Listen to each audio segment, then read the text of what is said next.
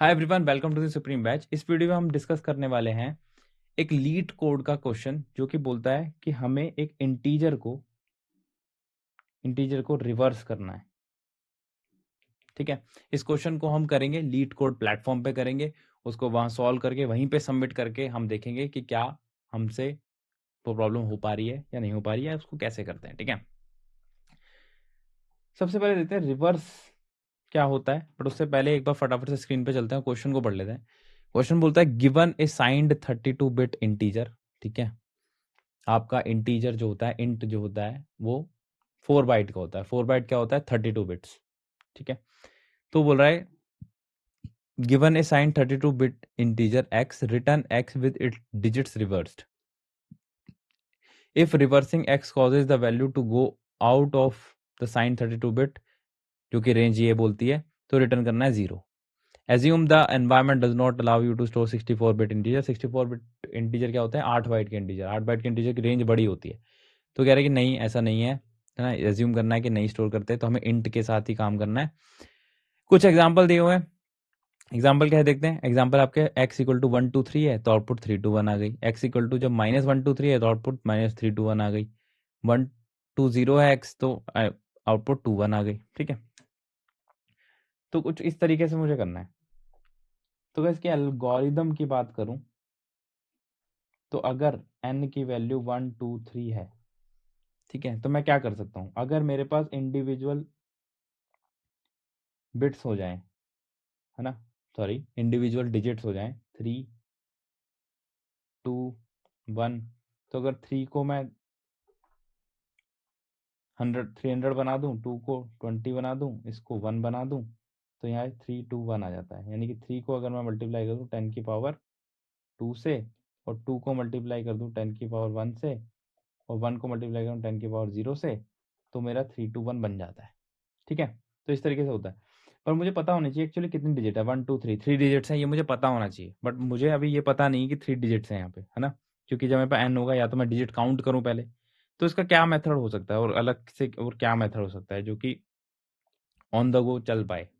ठीक है, मैं बोलता हूँ कि हम क्या करेंगे ना, हम तब तक चलेंगे जब तक एन जो है वो 0 से बड़ा होता है ना। ये तो हम करते ही हैं। सबसे पहले मैं क्या करूँगा, मैं एक रिमाइंडर निकालूंगा मैं x, यानी कि n बोल देते हैं, n मॉडुलस 10 करके, जो कि मेरा आएगा सबसे पहले 3, है ना। मैं एक वेरिएबल ले लूँगा आंसर, जिसको 0 से इनिशियलाइज कर दूंगा। सबसे पहले मैं क्या करूँगा भाई, answer equal to answer multiply 10 plus remainder, ऐसा कुछ कर देता हूँ। तो आंसर क्या है, ये क्या हो जाएगा मेरा, 0 मल्टीप्लाई 10 प्लस रिमाइंडर कितना है भाई, 3, तो ये आ जाएगा मेरा 3। दूसरी आइटरेशन में क्या करूँगा, आंसर जो आपका अब 3 हो चुका है ना, तो अब नया आंसर क्या होगा, answer equal to 3 multiply 10 plus, अब रिमाइंडर क्या आएगा, अब रिमाइंडर 2 आएगा। 2 क्यों आएगा, क्योंकि मैं यहाँ पे n इक्वल टू n/10 भी करता जाऊँगा, n इक्वल टू n/10 भी करता जाऊँगा, तो यहाँ पे न्यू n जो मेरा होगा वो हो जाएगा 12, है ना। ये हम करते आ रहे हैं बहुत टाइम से, है ना। तो 2, तो ये क्या बन गया मेरा 32। तो अब ध्यान से देखो, उल्टा नंबर मुझे रिट्रीव हो रहा है धीरे धीरे। तीसरा, अब यहाँ पे n क्या होगा, n इक्वल टू n/10, जो कि होगा 12/10, जो कि हो जाएगा 1। अब आंसर नया क्या होगा, आंसर होगा कि मैं आंसर जो पहले से आंसर है 32 मल्टीप्लाई 10 प्लस 1 इक्वल टू 321। ठीक है, तो अब देखो किस तरीके से मैंने उल्टा कर दिया, है ना, नंबर को रिवर्स कर दिया। अब ध्यान से देखो हो क्या रहा है, हम सबसे पहले डिजिट निकाल रहे हैं, और जो आंसर, जो मेरा आंसर है जो कि 0 से शुरू हो रहा है, उसको 10 से मल्टीप्लाई कर रहे हैं, उसके बाद दोबारा से 10 से मल्टीप्लाई कर रहे हैं, फिर दोबारा से 10 से मल्टीप्लाई कर रहे हैं। तो क्या हो रहा है, आपकी जो प्लेसेस है ना, आपका जो प्लेस वैल्यू है, पहले वो 3 थी, फिर 3 2 हुआ, अब 3 2 से मल्टीप्लाई 10 जब मैंने किया तो 3 2 0 हो गया। ये क्या आया होगा, 3 2 0 प्लस 1, तो 3 2 0 प्लस 1, तो 3 2 1। तो किस तरीके से जो 3 जो कि पहले 1 प्लेस से शुरू हुआ था, वो किस तरीके से आगे आगे शिफ्ट होता जा रहा है, वो 10 1 10 100 प्लेस तक चला गया। तो इसी तरीके से अगर मैं चलूंगा ना तो मेरा नंबर रिवर्स हो जाएगा। ठीक है, फटाफट से इसको कोड करके देखते हैं, फटाफट से कोड करके देखते हैं। मेरा नंबर क्या कह रहा है, मेरा सॉल्यूशन क्या कह रहा है कि मुझे जो वैल्यू मिल रही है एक्स में मिल रही है। ठीक है, तो एन नहीं है मेरे पास, यहाँ पे एक्स होगा। तो मैं एक वैल्यू वेरिएबल इनिशियलाइज करता हूँ, आंसर 0। ठीक है, एक और वेरिएबल इनिशियलाइज करता हूँ रिमाइंडर, जिसको मैं 0 बोल देता हूँ। एक और वेरिएबल इनिशियलाइज करता हूँ, नहीं अभी कोई वेरिएबल इनिशियलाइज नहीं कर रहे हैं, बस इतना ही चलते हैं। और मुझे करना है व्हाइल, कब तक चलना है, जब एक्स जो है वो ग्रेटर देन 0 हो। सबसे पहले क्या करूँगा, इंट डिजिट निकालूंगा। डिजिट मेरी कैसे निकलेगी, एन एक्स मॉडुलस 10 करके, है ना। और अब मैं डिजिट का क्या करूँगा, answer equal to answer multiply 10 plus digit, ये कर रहा था हमने। अब आगे मैं क्या करूँगा, x equal to X divide by 10। ठीक है, cout, sorry cout नहीं करना मुझे यहाँ पे, मुझे यहाँ पे रिटर्न करना है आंसर। ठीक है, फटाफट से बस चला के देखते हैं चलता है कि नहीं। यहाँ अगर मैं रन करता हूँ तो ये कुछ टेस्ट केसेस हैं, पहला 1 2 3 है टेस्ट केस, दूसरा -1 2 3 है, तीसरा 120 है। इसको चला के देखते हैं। अब देखो केस नंबर 1 1 2 3 तो 3 2 1 हो गया। ठीक है, यानी एक्सपेक्टेड जो वैल्यू थी, जो आपका ये प्लेटफॉर्म एक्सपेक्ट कर रहा है वो 3 2 1 है, आपने भी 3 2 1 आंसर कर दिया। बट अब देखो ध्यान से, जो जब -1 2 3 कर रहा हूँ मैं, तो ये आउटपुट मेरी 0 आ रही है। ठीक है, आउटपुट मेरी 0 आ रही है क्योंकि मैंने एक्स की वैल्यू नेगेटिव है, तो नेगेटिव है तो मैंने वाइल कैसे चलाया, वाइल एक्स जब ग्रेटर देन 0, तो एक्स तो ग्रेटर देन 0 है ही नहीं, -1 2 3 है तो ये चलेगा ही नहीं। ठीक है, तो नेगेटिव नंबर के केस में मैं क्या करूंगा, नेगेटिव नंबर के केस में -1 2 3 इसका मॉड लूंगा, यानी कि इसको 1 2 3 बना दूंगा। और रिटर्न करते हुए जब मैं रिटर्न करूंगा इसको वापस से नेगेटिव बना दूंगा।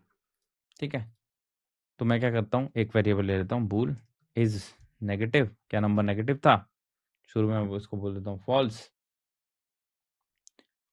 अब मैं कैसे पता करूंगा इफ नेगेटिव था कि नहीं, इफ एक्स जो है वो लेस देन 10 है, सॉरी लेस देन 0 है, तो मैं करूंगा is negative equal to true और x इक्वल टू -x कर दूंगा, तो ये पॉजिटिव हो जाएगा। ठीक है, पॉजिटिव हो जाएगा। उसके बाद मैं यहाँ क्या करूंगा, जब आंसर को रिटर्न कर रहा हूं मैं, तो मैं क्या कर सकता हूं, अगर नेगेटिव था तो माइनस आंसर रिटर्न करूं, वरना सिंपल आंसर रिटर्न करूं। अब इसको एक बार चला के देखते हैं। तो केस 2 भी मेरा पास हो गया। केस 2 मेरा क्या था, -1 2 3, तो हमने क्या किया, पहले इसको x को -1 2 3 कर दिया, तो ये क्या हुआ, प्लस का 1 2 3 हो गया। फिर हमने इसको रिवर्स किया नॉर्मल मेथड से, तो 3 2 1 हो गया। उसके बाद मुझे पता था इज नेगेटिव जो है मेरा ट्रू था, तो मैंने -1 2 इसमें माइनस लगा दिया, यानी कि आंसर को -3 2 1 कर दिया। तो ये मेरा रन कर रहा है बढ़िया से। ठीक है, अब यहाँ पर ना एक कैच है, अगर मैं इसको सिंपली सबमिट करने जाऊं तो यहाँ पे प्रॉब्लम आएगी। देखो ये कह रहा है साइंड इंटीजर ओवरफ्लो, ये ओवरफ्लो हो गया है। अब ओवरफ्लो का क्या मतलब है, ये इसको समझते हैं। अगर मैं सिंपली बोलूँ ना, अगर मैं इंट मिन और इंट मैक्स इसकी वैल्यू प्रिंट कराऊं तो ये आती है। इंट क्या होता है मेरा 4 बाइट। ठीक है, इंट क्या होता है मेरा 4 बाइट। 4 बाइट का मतलब हो गया 32 बिट।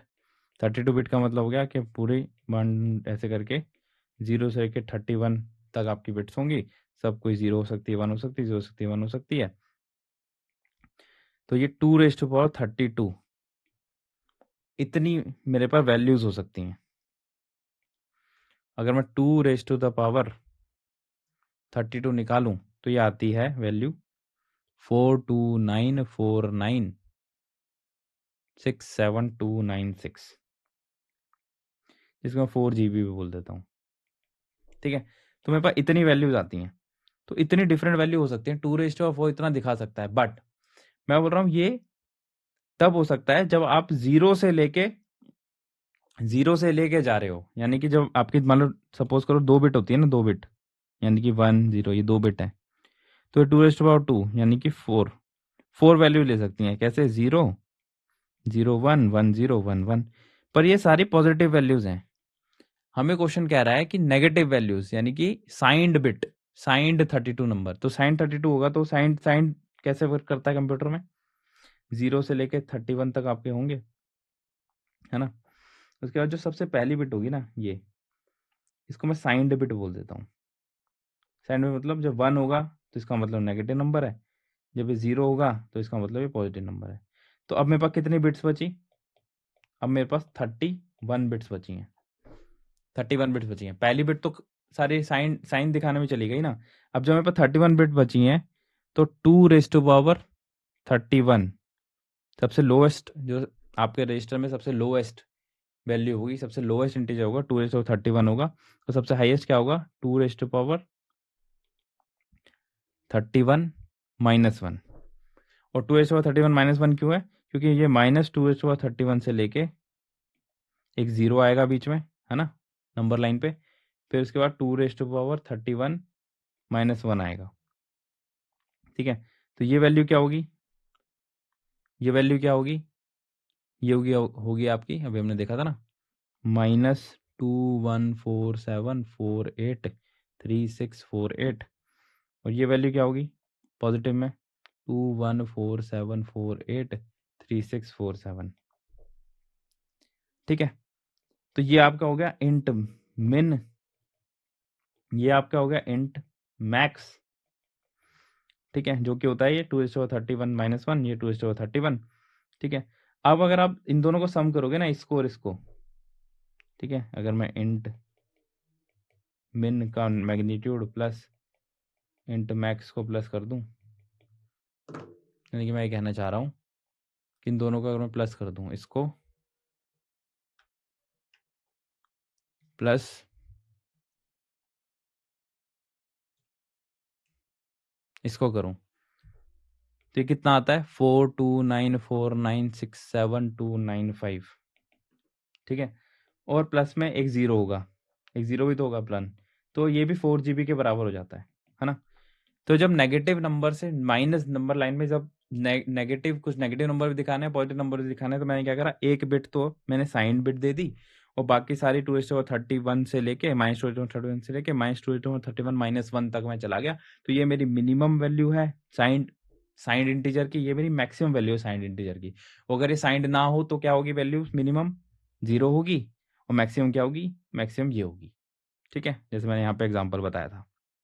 तो यहाँ पे क्योंकि साइंड है तो एक बिट तो मेरी गायब हो गई, तो इसलिए नेगेटिव वैल्यूज है, नेगेटिव यहाँ से लेके नेगेटिव वहां तक। बट टोटल डिजिट, ये टोटल 4 GB डिजिट्स है ना, ये हमें समझ आ गया। तो ये कुछ इस तरीके से नंबर लाइन बन रही है हमारी।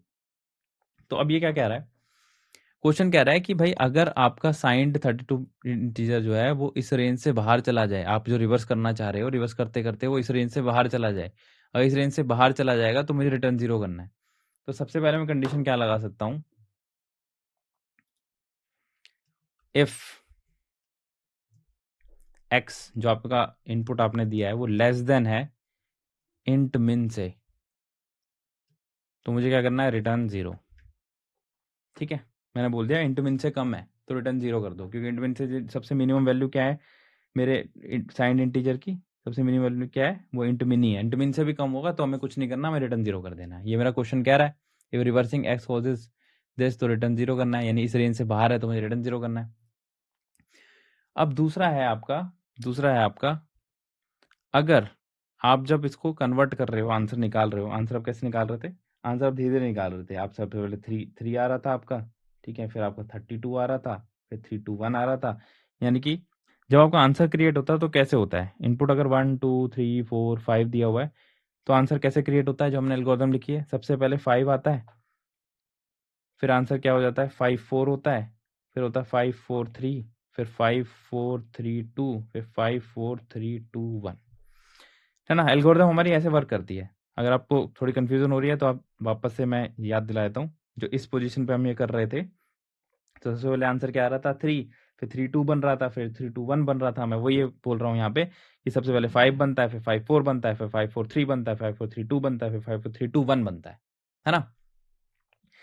तो अगर जब आप ये लोअर सीक्वेंस में जा रहे हो, ठीक है, जब लोअर सीक्वेंस में जा रहे हो और आपको पता है आपका इंटरमैक्स कितना है, इंटरमैक्स आपका कितना है, इंटरमैक्स है आपका 2 1 4 7 4 8 3 6 4 7 4 7 4 8 3 6 4 7, ये आपका इंट मैक्स है। तो ये आपका इंट मैक्स है। तो जब आप आंसर कुछ दिया हो, सपोज कोई आंसर बहुत ही बड़ी वैल्यू दी हुई है, आप उसको रिवर्स करने लगे हो, जब आप रिवर्स करते जाओगे, ठीक है, रिवर्स करते करते ये जो वैल्यूज बनती जा रही हैं, जो वैल्यूज बन रही हैं धीरे धीरे, सपोज वो वैल्यू बनी 2 1 4 7 4 8 3 6 4, ठीक है, ये वैल्यू बनी। अब जब ये वैल्यू बनी तो अब आपको पता है कि भाई अगर इसके बाद एक एक वैल्यू आ सकती है, इसके बाद इसका 1 आ सकता है, 2 आ सकता है, 3 आ सकता है, 4 आ सकता है, 5 आ सकता है, 6 आ सकता है, 7 आ सकता है, 8 9 नहीं आ सकता, 8 9 नहीं आ सकता, या फिर ये 3 6 की जगह ये 6 4 की जगह ये 5 भी नहीं हो सकता। 5 के बाद जैसे ही 1 आया अगर या 0 भी आया तो ये ओवरफ्लो कर जाएगा, क्योंकि इसकी वैल्यू रेंज कहाँ तक है, 2 1 4 7 4 7 तक है, 6 4 7 तक है। अगर यहाँ पे 4 की जगह 5 हो और 5 के एक बार 0 आ गया, क्योंकि आपका इंटीजर कैसे बन रहा है, इंटीजर पहले 5 4 था, 5 4 3 होता है, 5 4 3 2 होता है, 5 4 3 2 1 होता है। तो यहाँ से आप 5 5 6 4 तक तो बना चुके हो, एक और डिजिट आनी है अभी, एक और डिजिट अभी पेंडिंग है आनी। अगर पहली वाली डिजिट 5 हुई और एक और डिजिट 0 भी आई, सबसे लोएस्ट भी आई, तब भी ये ओवरफ्लो कर जाएगा। तो इसकी क्या कंडीशन हो सकती है, इसकी कंडीशन हो सकती है अगर आंसर जो है वो ग्रेटर देन हो जाए इंट मैक्स डिवाइड बाय 10 के, तो रिटर्न कर देंगे हम 0। यानी जब आप आंसर बनाने लग रहे थे, धीरे धीरे आंसर आपका बन रहा था, आंसर बनते बनते आप इस पोजीशन तक पहुंचे, ठीक है, इस पोजीशन तक पहुंचे, तो अगर आपका इंट ये क्या है, ये वैल्यू क्या है, ये वैल्यू क्या है, ये वैल्यू इंट मैक्स बाई 10 है। अगर आपका आंसर इंट मैक्स बाई 10 से बड़ा आ जाए, इंट मैक्स बाई 10 से बड़ा, इंट मैक्स बाई 10 से बड़ा, सबसे पहला वर्ड क्या होगा, डिजिट क्या नंबर होगा, 6 5, ये होगा इंट मैक्स से जस्ट बड़ा।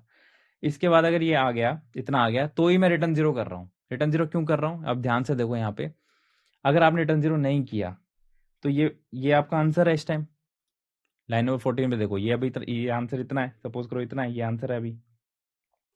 अब उसके बाद नई नेक्स्ट कोई भी डिजिट निकली, सपोज नेक्स्ट 0 भी निकली, नेक्स्ट 0 भी निकली, तो जब आंसर मल्टीप्लाई 10 होगा तो क्या होगा, ये आंसर मल्टीप्लाई 10, तो जब आंसर मल्टीप्लाई 10 होगा तो क्या बन जाएगा, 2 4 2 1 4 7 4 8 3 6 5 0।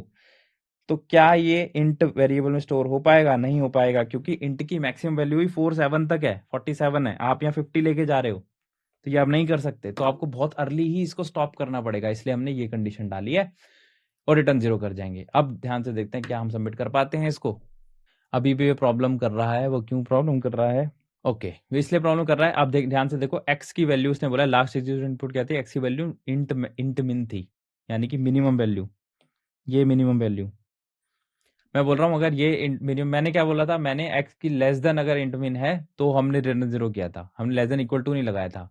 तो अगर एक्स की वैल्यू इंट मिन जितनी आ गई, तो मैं क्या करने की कोशिश कर रहा हूँ, मैं इंट मिन को, जो इंट मिन यानी कि ये है इंट मिन को ही नेगेट करने की कोशिश कर रहा हूँ। इंट मिन को नेगेटिव करूंगा तो क्या बनेगा, 2 1 4 7 4 8 3 6 4 8, ये यानी कि ये नेगेटिव हट जाएगा और ये बन जाएगा। अब क्या ये स्टोर हो पा रहा है, बट ये तो स्टोर हो ही नहीं सकता, क्योंकि इंट मैक्स की जो अलाउड वैल्यू है वो तो 4 7 तक है, तो ये नहीं स्टोर हो सकता, इसलिए वो कह रहा है कि ये ओवरफ्लो कर रहा है। तो यानी कि हमने क्या गलती करी है, यहाँ पर लेस देन इक्वल टू होना चाहिए। अब सबमिट करके देखते हैं क्या होता है। बहुत ही बढ़िया, ये सॉल्व हो चुका है, हमने बीट करा है 100%, यानी कि टाइम कॉम्प्लेक्सिटी के हिसाब से, रनिंग स्पीड के हिसाब से हमने सबको बीट कर दिया है, सबको, सबसे फास्ट सोल्यूशन लिखा हमने। बहुत ही बढ़िया, कॉन्ग्रेचुलेशंस।